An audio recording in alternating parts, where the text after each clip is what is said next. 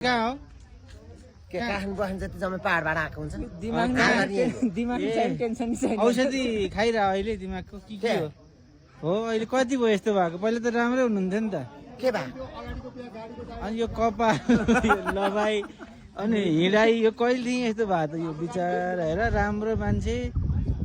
सँगै गीत गाएर त्यस्तो राम्रो हिँड्ने मान्छे किन बौला त यस्तो के भएको त दाइ यस्तो तिमी